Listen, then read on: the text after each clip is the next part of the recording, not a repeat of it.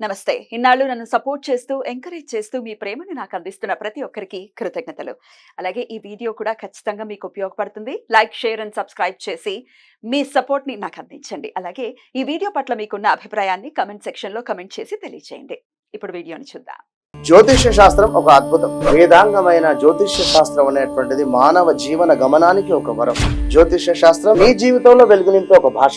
ఆ భాష నీకు అర్థమైతే ప్రకృతి నీతో మాట్లాడుతుంది. అస్ట్రాలజీ నేర్చుకోవాలి అనుకునే వారికి అద్భుత అవకాశం. మురళీధర శర్మ గారి అస్ట్రాలజీ క్లాసెస్ అతి త్వరలో మొదలు కాబోతున్నాయి. 100% జాబ్ గ్యారంటీ. వివరాల కొరకు సంప్రదించండి.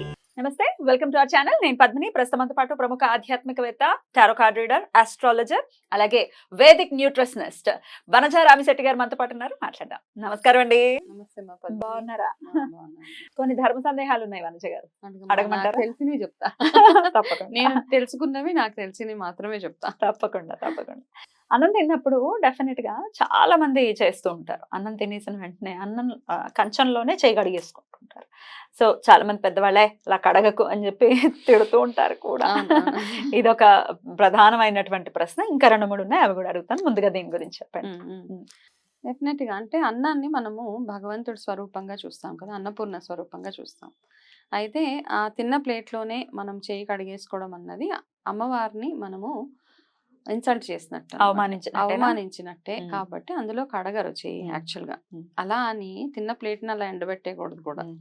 కాబట్టి ఇవి 2 ఉన్నాయి అన్నమాట. అయితే ఏంటి, చెయ్యి మనం వేరే దగ్గరికి వెళ్ళి కడుక్కొని దాని తర్వాత మనం తిన్న పళ్ళని కడిగేయాలి యాక్చువల్ అయితే నార్మల్ గా. సో ఇప్పుడు వెంటనే ఎవరి కంచం వాళ్ళు కడుక్కోవాలి. ఇది రూల్ అన్నమాట. ఎవరి ఎంగిల్ వాళ్ళు తీసేసి ఎవరి కంచం వాళ్ళు కడుక్కోవాలి. సో ఇది యాక్చువల్ గా జరిగేది. కాకపోతే ఇప్పుడు మనకున్న టైం కన్స్ట్రెంట్స్ వల్ల, ఫ్యాన్సీ దీనివల్ల మనం కడగము కంచాన్ని. కాకపోతే అట్లీస్ట్ ఆ కంచంలో ఏమీ లేకుండా క్లీన్ చేసేసి నీళ్లు పోసి పెట్టేయాలి అంటారు అనమాట. ఆ కంచాన్ని మనం తిన్న ప్లేట్ ఎండనివ్వకూడదు. అలా అని అమ్మవారిని అవమానించకూడదు. కాబట్టి ఎంగిలి చేతిని ఆ కంచంలో కడగకూడదు. ప్రతి మెతుకు అమ్మవారు ఆశీర్వాదమే కదా, అన్నపూర్ణాదేవి. అదొకటే కారణం. అయితే కడగకూడదు. అయితే ఈ సింక్ లో కూడా మేజర్ గా ఇప్పుడు మన అంట్లన్నీ వేసేటటువంటి సింక్ లో కూడా వేసేస్తూ ఉంటారు. వెంటనే ఆ సింక్ లోనే కడిగేసుకుంటుంటారు. అదే కంచంలో పడిపోతుంటాయి నీళ్లు, అదే గిన్నెలో పడిపోతూ ఉంటాయి. ఆ సింక్ లో కడగడం గురించి చెప్పండి.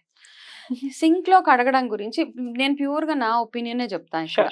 ఓకేనా? అయితే ఇప్పుడు ఏమైందంటే మనకి వంటింట్లో సింక్ లోనే అన్ని చేసేస్తూ ఉంటాం.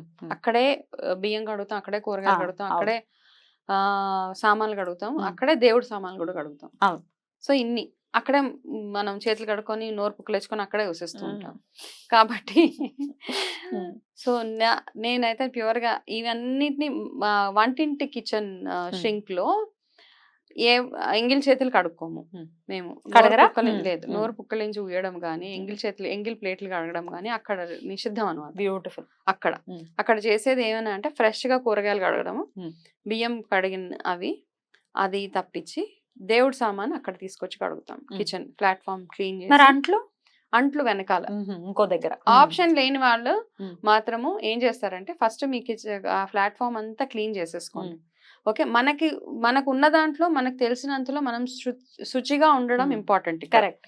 మాకు ఆప్షన్ లేదండి, మీకైతే ఉందేమో వెనకాల బ్యాక్ యార్డ్, సో మీరు అందులో కడుక్కుంటారు అంటే గనక ఎంగిలి లేనప్పుడు, అంటే ఫస్ట్ ఎంగిళ్ళు అన్ని అయిపోయిన తర్వాత కడిగేసి తుడిచేసి ఆ షింక్ అంతా క్లీన్ చేసేసి కాస్త పసుపు నీళ్ళతోటి కాస్త మళ్ళీ అక్కడ కడిగేసి అప్పుడు మీరు వేరే సామాను, దేవుడి సామాను కడుక్కోవచ్చు. మనకు ఆప్షన్స్ ఉన్నాయి 100. మీకు వీలు ఉంటే కనుక మీకు 2 ప్లేస్లు ఉన్నాయనుకోండి, ఒక ప్లేస్ దేవుడు సామాన్ మాత్రమే పెట్టండి. అండ్ హైజీన్ కూడా అక్కడ మామూలుగా అన్ని ఒకటే దగ్గర చేసేస్తే, ఇప్పుడు కోవిడ్ సిచ్యువేషన్స్ లో ఏం చేసాం మనం, ఎంత హైజీన్ ఫ్యాక్టర్స్ కదా మెయింటైన్ చేసాము.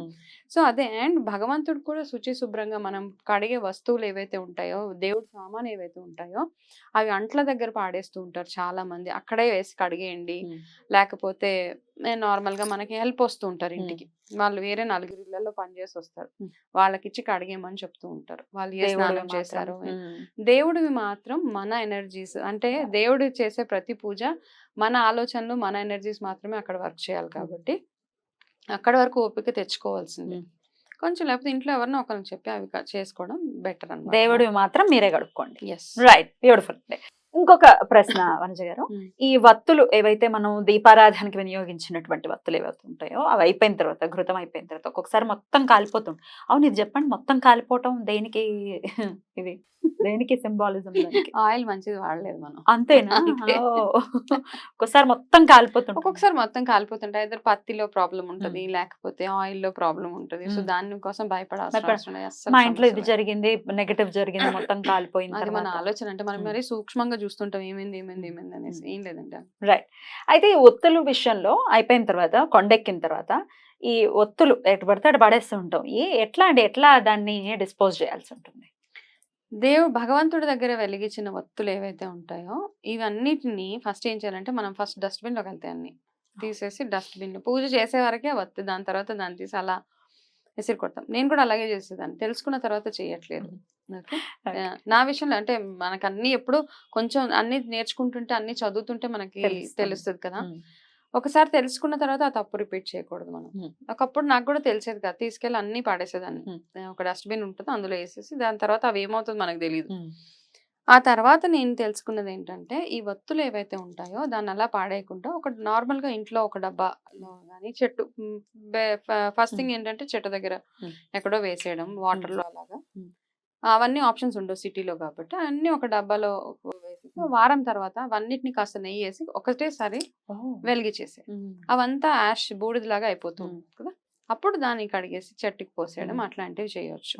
అంతే, లేదు ఆ విభూదిని పెట్టుకోవచ్చు కూడా, బికాస్ మన ఇంట్లో పూజ చేసింది కాబట్టి.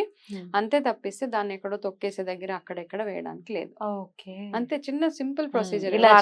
ఇలా చేస్తే మనకు కూడా ఒక తృప్తి కదా, అబ్బా నేను ఇవన్నిటిని పాడేయలేదు, ఇవన్నీ జాగ్రత్తగా ఉంచాను అని. అంతే. బ్యూటిఫుల్. నిర్మాల్యంలో కూడా వేసేస్తూ ఉంటారు కొంతమంది, పూల నిర్మాల్యంలో కూడా అలాగైనా వేయచ్చా? అలా కూడా వేసేయచ్చు, కానీ వాటిని ఏం చేస్తున్నాం అన్నది మళ్ళీ. ఇప్పుడు కొంతమంది మామూలుగా పువ్వులు నిర్మాల్యాన్ని పెద్ద పెద్ద చెట్ల మొదల్లో వేసేస్తారు. నాకు అదే అలవాటు. సో చెట్ల మొదల్లో వేసినప్పుడు పర్వాలేదుగా, అప్పుడు ఒత్తులు అప్పుడు వేసేయచ్చు, నో ప్రాబ్లం. బ్యూటిఫుల్. గంట ఏంటన్నారు? బెల్ కొడతాం కదా గుళ్ళో, ఆ గంట ఒక వైబ్రేషన్ అనమాట. బెల్ కొట్టిన తర్వాత దాని దగ్గర నించోవాలి మనం. దాని నుంచి వచ్చే ఏదైతే హీలింగ్స్ అనమాట బేసికలీ. మనం సౌండ్ హీలింగ్ అంటూ ఉంటాం ఫ్యాన్సీగా, అది కాకుండా మాకు ఆల్రెడీ ఇచ్చింది. ఇంకొక ప్రశ్న వనజ గారు, ఇందులోనే గుడికి వెళ్ళినప్పుడు మనం గంటను కొడతాం కదా, గంటను కొట్టేయటం, టకటక ప్రదక్షిణలు చేసేయటం, ఇవి చేస్తూ ఉంటాం. ఇట్లా గంట కొట్టినప్పుడు ఎందుకు అసలు గంట కొట్టాలి? ఏమిటి దాని వెనకాల ఉన్నటువంటి ఆంతర్యం? ఓకే, బెల్ కొడితే ఏమంటారంటే మామూలుగా గుడిలో ఉన్న గంటను కొట్టినప్పుడు భగవంతుడికి మనం చెప్పడం నేను ఇక్కడ ఉన్నానని మన అటెండెన్స్ అక్కడ వేయడం. రెండోది ఏంటంటే ఆ గంటని పంచలోహాలతో చేసేవాళ్ళు ఒకప్పుడు.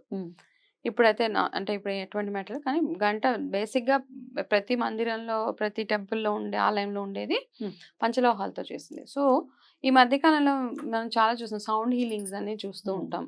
ఇప్పుడు టారోక్ చేస్తాం సౌండ్ హీలింగ్. ఆ సౌండ్ హీలింగ్ ఏమవుతుందంటే ఆ సౌండ్ వల్ల దాంట్లో నుంచి వచ్చే వైబ్రేషన్స్ ఏవైతే ఉంటాయో దానివల్ల మన బాడీ హీల్ అవుతుంది అనమాట. ఆ వైబ్రేషన్ మనలో ఉన్న పాజిటివ్ ఎనర్జీస్ బాగా అవేకన్ అవుతాయి. కాబట్టి ఏమంటారంటే ఈ బెల్ కొట్టి అసలు ప్రొసీజర్ ఏంటంటే గంట కొట్టినప్పుడు దాన్ని మనం ప్రశాంతంగా దాంట్లో ఉంచి వచ్చే ఆ వైబ్రేషన్ గానీ ఆ సౌండ్ గానీ అక్కడే నించోవాలి. నేను ఇక్కడ బెల్ కొడితే ఇక్కడ నించుని ఉంటాను, ఆ ఎకో వినాలి. ఆ ఎకో విన్నాక అది మన బాడీని హీల్ చేస్తుంది అనమాట. కాబట్టి కానీ ఇప్పుడు టైం జనాలు కొడుతూనే ఉంటాం. చాలా మంది టాకా టాకా టాకా టాకా కొట్టేస్తూనే ఉంటారు. అలా కాదు, బెల్ కొడితే మీరు ఆ వైబ్రేషన్ ని మీరు అందుకోవాలి. బేసిక్ గా అక్కడే నించుంటే దాని చుట్టూరు ఒక వేవ్ లాగా ఒక సర్కిల్ లాగా వస్తుంది. కాబట్టి ఒకసారి ట్రై చేయండి, మనకే తెలుస్తుంది అనమాట. ఓకే, ఇక్కడ నుంచి ఉంటే నాకు ఈ వైబ్రేషన్ కలుగుతుంది అనేసి. సో అందుకని గుడికి వెళ్ళినప్పుడు కూడా అక్కడ ధూప దీప నైవేద్యాలు ఈ గంట అన్నిటికీ ఒక సైంటిఫిక్ రీజన్ తో పాటు స్పిరిచువల్ రీజనింగ్ కూడా ఉంటుంది. చాలా బ్యూటిఫుల్ గా ఎక్స్ప్లెయిన్ చేశారు. డెఫినెట్ గా ఇవి తెలుసుకోవాల్సినటువంటి విషయాలు. ఏదో చేసేస్తున్నాం, ఏదో అంటే మళ్ళీ ఇవన్నీ మాకు ఫలించట్లేదు అని నెపం అంతా దేవుడి మీద వేసేస్తున్నాం. మేము గంట కొట్టేసాం, దేవుడి దగ్గరికి వెళ్ళిపోయాం, ప్రదక్షిణలు చేసేసాం, పూజలు చేసేసాం, మాకేమీ కావట్లేదు. ప్రొసీజర్ ఉంటుందా? నిజంగానే అవన్నీ ఫాలో అవుతేనే పీస్ఫుల్ గా మనశ్శాంతిగా. చాలా అద్భుతంగా వివరించారు పంచ గారు. Thank you so very much. మీకు కూడా ఇట్లాంటి డౌట్స్ ఏమైనా ఉంటే కనుక కమెంట్ సెక్షన్ లో ఖచ్చితంగా కమెంట్ చేయండి. డెఫినెట్ గా అడ్రస్ చేసేటటువంటి ప్రయత్నం చేస్తాం. థ్యాంక్ యూ అండి. నమస్తే.